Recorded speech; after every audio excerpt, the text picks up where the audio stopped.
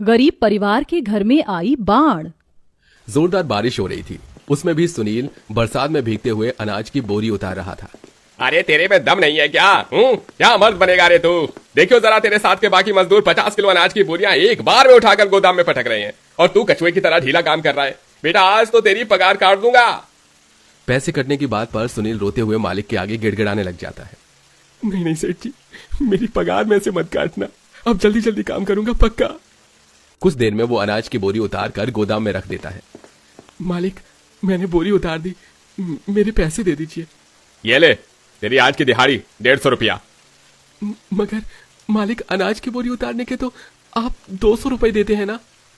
अरे ओ लल्लू लाल, करेगा ज्यादा हिसाब किताब है? काम में इतनी ढिलाई करता है तब नहीं बोलता। तुझको 150 ही दूंगा, करना है तो कर, वरना कल से मत आना तू। नहीं नहीं नहीं सेठ जी, तुमने जो दिया है ठीक ही है। आ गया ना लाइन पर, अब चल जा। क्या मस्त मौसम हो रहा है, आज तो घर जाके पकौड़े बनवाऊंगा शोभा से। ऐसा बोलकर मालिक अपनी गाड़ी में बैठकर घर चला जाता है। बाकी के मजदूर भी छाते में घर जाने लगते हैं। तभी सुनील कपकपाते हुए प्रकाश के पास छाता देखकर मदद मांगता है। प्रकाश भाई, मुझको भी अपनी छतरी में ले लो, आगे मेरे घर तक छोड़ देना, बहुत ठंड लग रही है, बरसात में भीग गया हूं ना। अरे बाबा, नहीं नहीं नहीं, मुझको माफ कर भाई। तेरा घर तो गंगा घाट के पास में बना है और गंगा नदी का पानी तो बारिश से काफी ऊपर तक आ गया है, वहां तो कभी भी बाढ़ आ सकती है। तू खुद चला जा भाई। इतना बोलकर प्रकाश चला जाता है। बारिश में भीगते भीगते सुनील घर आता है, जहां उसकी माँ, बहन और बीवी तीनों झोपड़ी में से पानी फेंक रही थी। चंदा बेटी, देख यहाँ से कितना पानी टपक रहा है, एक बाल्टी लाकर यहाँ चौखट में लगा दे। माँ, अब तो कोई बाल्टी नहीं बची, सब घर में लगी हुई हैं। पता नहीं आज तो इंद्र देवता सवेरे से ही बरस रहे हैं, एक पल के लिए चैन की सांस नहीं लेने दे रहे। दादी दादी, पिताजी आ गए। तभी सुनील पूरे घर में पानी भरा देखकर चिंता में पड़ जाता है। माँ, आज तो घर में पानी कुछ ज्यादा ही भर गया है, लाओ गौरी, एक बाल्टी मुझको भी दो। अजी, आप तो खुद दिन भर के थके हारे आए हैं, हम कर लेंगे। थोड़ी जमीन सूख जाए तो सबके लिए खाना पीना भी बनाऊंगी। लेकिन सुनील बाल्टी उठाकर पानी बाहर फेंकने लगता है। रामपुर गांव के ज्यादातर लोगों ने कब के पक्के मकान बनवा लिए थे, जबकि सुनील अपने गरीब परिवार को लेकर नदी के किनारे ही एक कच्ची झोपड़ी डालकर मजबूरी में रह रहा था। सर्दी और गर्मी के मौसम में तो नदी के पानी का जलस्तर कम रहता था, लेकिन बरसात के मौसम में बाढ़ की परिस्थिति पैदा हो जाती थी। लगभग कई घंटों की मूसलाधार बरसात के बाद बारिश रुकती है। जा बहू, देख अनाज बचा है बनाने को या बरसात में वो भी भीग गया। नहीं माँ जी, मैंने राशन ऊंचे में रख दिया था, मैं सबके लिए रोटी पानी का प्रबंध करती हूँ, सभी को भूख लगी होगी। पूरा परिवार साथ बैठकर रूखा सूखा खाता है। तभी छत में से मिट्टी गिरकर सबकी थाली में आ जाती है, जिस पर दोनों बच्चे रोने लगते हैं। माँ, हमारे खाने में तो मिट्टी पड़ गई, अब हम क्या खाएंगे? माँ, दूसरी रोटी दे दो ना। बच्चों, और रोटी नहीं है, बस यही है, मैं मिट्टी झाड़ देती हूँ, फिर खा लेना।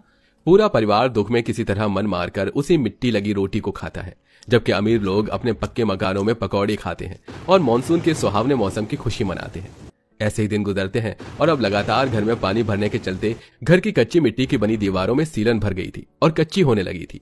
भैया, अब हमको अपना घर भी पक्का बनवा लेना चाहिए। देखिए, पूरी की पूरी दीवार कच्ची हो गई है, अब तो छत भी इतनी ज्यादा टपक रही है। कहाँ से लाऊं पक्का घर बनवाने के लिए पैसे? अरे ना तो मैं अमीर हूँ, ना तेरे गरीब भाई की इतनी तगड़ी मोटी कमाई है कि पक्का मकान बनवा लूं। एक यही जगह है जहाँ अब रह रहे हैं हम। अरे कोई बात नहीं सुनील बेटा, अरे कुछ नहीं होगा, 2-4 महीनों की तो बरसातें हैं, ये टाइम कट जाएगा। ऐसा बोलकर पूरा गरीब परिवार एक दूसरे को हिम्मत देता है, लेकिन हर दिन उन्हें बारिश के कहर का दुख उठाना पड़ता रहा। जहां वो दिन भर पानी साफ करते तो वहीं रात में भी सो नहीं पाते थे। बेचारे गरीब परिवार वालों का दिन रात जैसे बरसात का पानी साफ करने में बीत जाता है।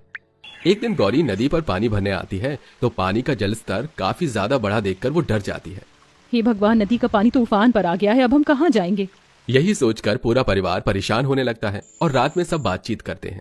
जी, आप कैसे भी करके अपने मालिक से पैसे ले आओ, घर पक्का नहीं हुआ तो हम सबको फिर से दर दर की ठोकर खानी पड़ेगी। ठीक है गौरी, मैं कल मालिक से पैसे मांग कर देखता हूँ। अगले दिन सुनील अपने मालिक के पास आकर पैसे मांगता है।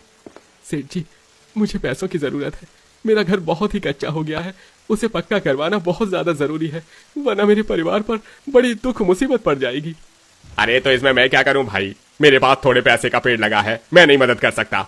दुख की उस स्थिति में सुनील का मालिक भी उससे आंखें फेर लेता है। निराश हताश होकर सुनील आंखों में आंसू लिए घर लौटता है। तभी हर दुकानों पर चल रही समाचार में बाढ़ की खबरें सुनाई जाती हैं, जिसे सुनकर वो दिल पर हाथ रख लेता है और भागा भागा घर लौटता है, जहां दीवार का एक हिस्सा नदी की लहर से टूट गया था और घर में पानी तेजी से आ रहा था। सास बहू बेटी उसे निकाल रही थी और दोनों बच्चे बिजली कड़कने की आवाज से सहमे से बैठे थे। हे भगवान, इतना पानी निकालने के बाद भी पानी तो कमर तक आ गया है। माँ माँ, चंदा, गौरी, जल्दी जल्दी सामान बांधो। अरे पर क्या बात है सुनील, तू इतना हाफ क्यों रहा है? सब ठीक तो है? कुछ भी ठीक नहीं है माँ। अभी समाचार में बताया कि गढ़गंगा नदी में बहुत तगड़ी तबाही भारी बाढ़ आई है और हमारी गंगा नदी भी उसी नदी से मिलती है। बाढ़ का पानी किसी भी टाइम आने वाला है। माँ, सामान बांधिए।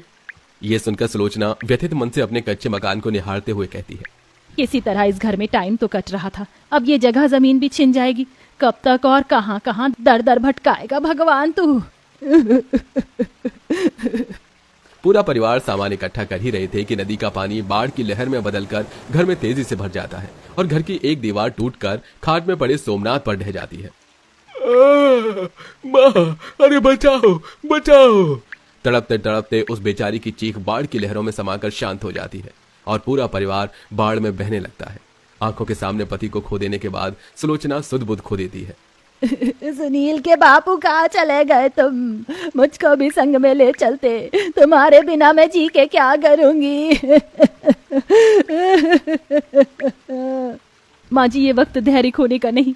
चलिए माँ जी, ये जमीन बहुत कच्ची है, घर गिर सकता है किसी भी वक्त। जैसे पूरा परिवार घर से थोड़ी दूर आता है, घर बाढ़ में टूट जाता है और कई फीट अंदर तक सुराख हो जाता है, जिसमें बाढ़ का पानी प्रलय की तरह मंडराने लगता है। बाढ़ का ऐसा दहशत भरा नजारा देखकर सभी का दिल दहल जाता है। तभी बाढ़ के तेज लहर में मोहित का हाथ छूट जाता है। बिजली जोर जोर की कड़क रही थी। माँ, पिताजी, मुझको बचाओ बचाओ। हे भगवान, मेरे लाल को बचाओ, रक्षा करो। अजी, मेरे मोहित को बचाओ, अगर उसे कुछ हो गया तो मैं जिंदा नहीं रहूंगी। मैं मोहित को कुछ नहीं होने दूंगा। गौरी, चंदा, आहिस्ता आहिस्ता आगे आओ। सुनील पानी में बहते हुए बढ़ता जाता है। आकाश के पंछी भी बाढ़ के कहर में कोलाहल मचा रहे थे। पेड़ टूट टूट कर गिर रहे थे। बारिश का कहर जैसे संकट बनकर उन गरीबों पर आन पड़ा था। लगातार तूफानों और बारिशों से लड़ते हुए उन सब का शरीर निर्बल हो चुका था। हम में से कोई नहीं बचेगा, हम सब गंगा मैया में मिल जाएंगे बहू, हम नहीं बचेंगे।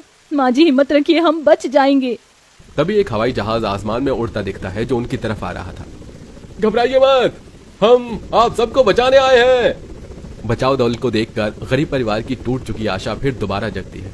कुछ देर में हेलीकॉप्टर वाले उन सबको बचाकर उड़ान भरते हैं और सूखी जगह पर आ जाते हैं, जहां उनकी तरह सैकड़ों हजारों गरीब लोग शिविर कैंप में दुख मुसीबत में रह रहे थे, क्योंकि उनके भी घर टूट चुके थे। देखिए, फिलहाल आप लोग खा पीकर आराम कीजिए और किसी बात की चिंता मत कीजिए। सरकार की योजना के तहत जितनों के घर गिर गए हैं, हम आपको काम देंगे जिससे आप अपना घर बना सकते हैं। यह सुनकर सबको तसल्ली सी आती है।